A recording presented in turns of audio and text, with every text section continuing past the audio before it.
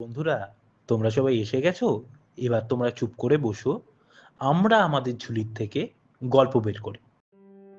আজকে আপনারা শুনবেন অর্ণব মুখোপাধ্যায়ের লেখা ছোট গল্প জুলেখার স্মৃতিতে।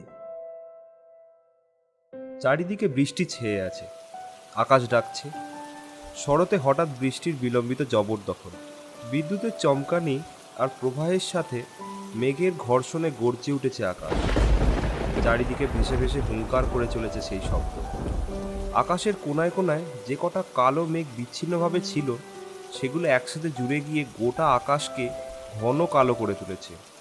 মুষলধারে বৃষ্টি পড়ছে ঠিকই, কিন্তু সেই বৃষ্টির ধারার মধ্যে যেন প্রকৃতির সম্পূর্ণ দান আছে।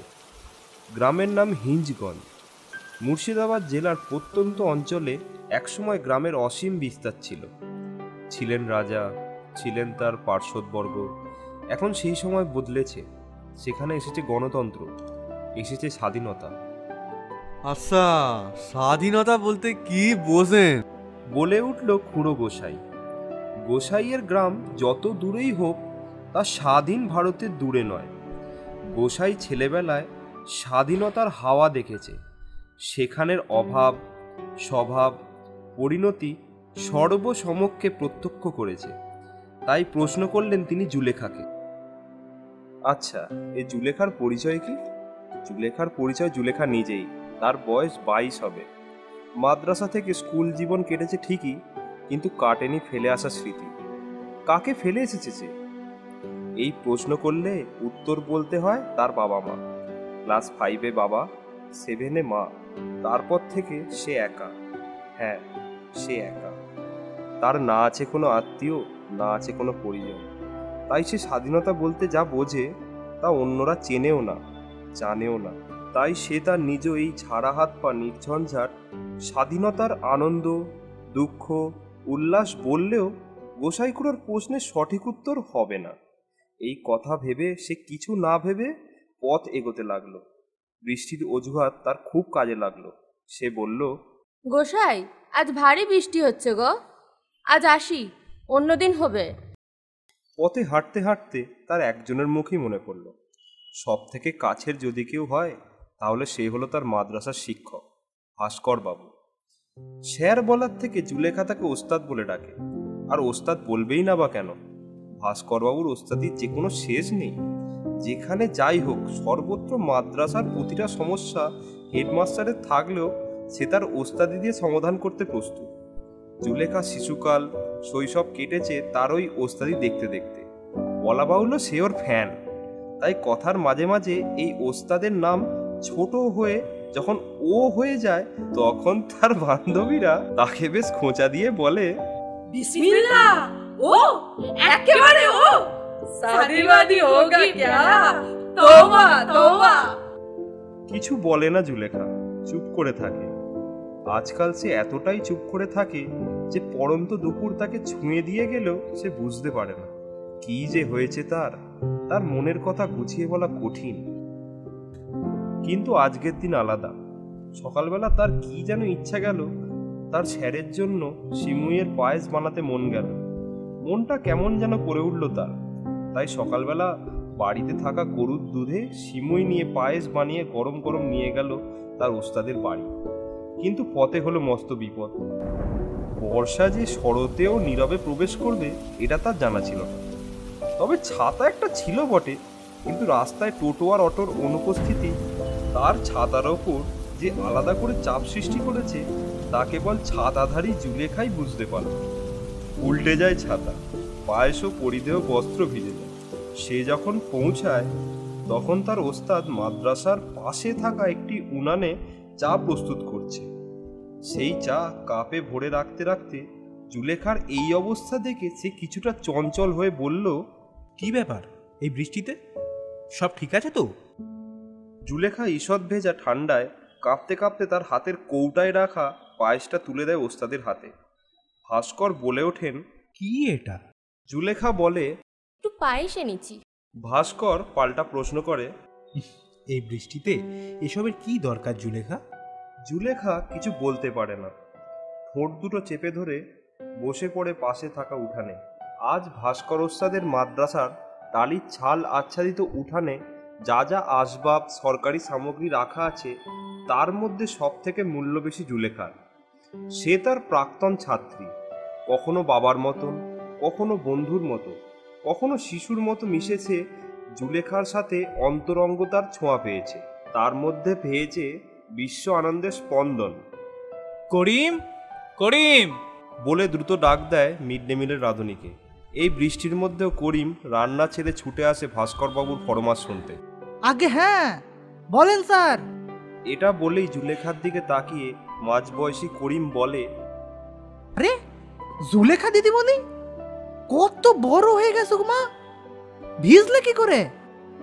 এসব শুনে পরিস্থিতির দোটানায় চুপ করে থাকে জুলেখা ও তার ওস্তাদ। মাঝখানে জোরে একটা বজ্রপাত সকলকে চমকে দেয়। এরপর ভাস্কর স্যার বলেন, দেখো তো চাচা, ওর জন্য কোনো কাপড় চোপড়ের ব্যবস্থা করা যায় কিনা। এই শুনে সঙ্গে সঙ্গে আগে বাবু বলে এগিয়ে চলে যায় করিম চাচা। তারপর এই বৃষ্টির মধ্যে ভিতরে চেনা অচেনা ঘরে এবং কুঠুরিতে কিসব ঘেঁটে গো অ্যাজ ইউ লাইকের ব্যবহৃত একটি গ্রাম্য আটপৌড়ে গোছের কাপড় এনেছিলেন করিম চাচা। সেই বস্ত্র থেকে ন্যাপথলিনের গন্ধ ছাড়ছে। সেই সুগন্ধ মাখা কাপড়ে শেড নিয়ে তার ওস্তাদ নির্দেশ দিলেন, যাও জুলেখা, আর এই অবস্থায় থেকো না, বেশিক্ষণ এই অবস্থায় থাকলে আবার ডাক্তার বদলি ডাকতে হবে। এটা শুনে জুলেখাও পায়েসের বাটির দিকে তাকিয়ে চোখের ইশারা করে বলল, ওস্তাদ খেয়ে নিও, ওটা ঠান্ডা হয়ে গেল বোধহয়। রান্নার ঘরের পাশের একটি গুপ্ত ঘরে জুলেখা তার পরিধেয় ভিজে চুড়িদার ইত্যাদি দেহ থেকে নামিয়ে রাখল।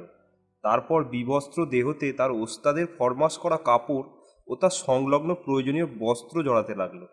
বস্ত্রের প্রতিটা পাকে তার ওস্তাদের মুখ ভেসে উঠতে লাগলো। কি আশ্চর্য! তার না আছে বাবা, না আছে মা, না আছে পরিজন, না আছে পরিবার। সমাজ জুলেখাকে কত নিচু করে রেখেছে এতদিন, কোনো সম্মান দেয়নি, করেনি কোনো রকম প্রীতি। আজ তার ওস্তাদকে নিয়ে কত স্বপ্ন দেখতে ইচ্ছা করছে। তার ওস্তাদ তার কত খেয়াল রাখে।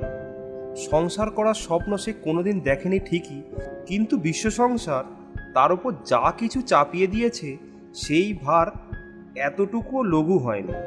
উল্টে ভুল হলে কেড়ে নিয়েছে মাসুল। ওস্তাদ তার কোনো কিছু কাড়েনি।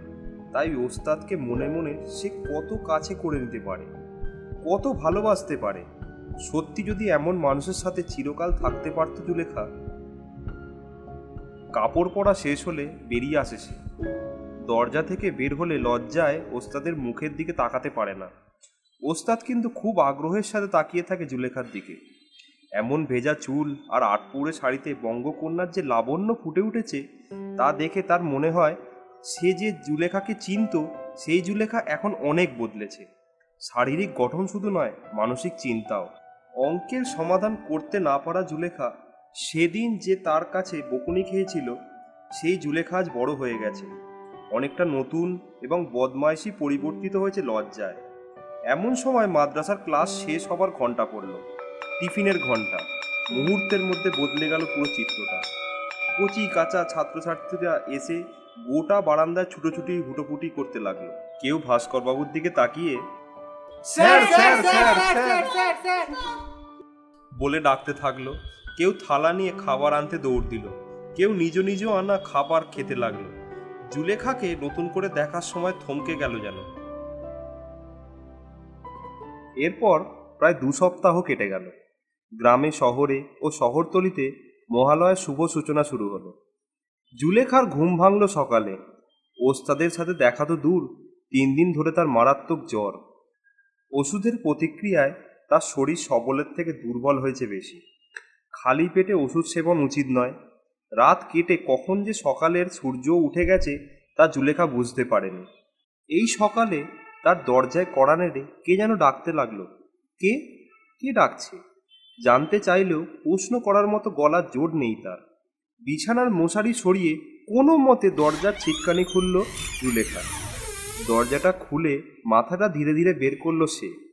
ওদিকে বাইরে দাঁড়িয়ে থাকা করিম চাচা। কি ব্যাপার করিম চাচা? দুর্বল গলায় জানতে চাইল জুলেখা।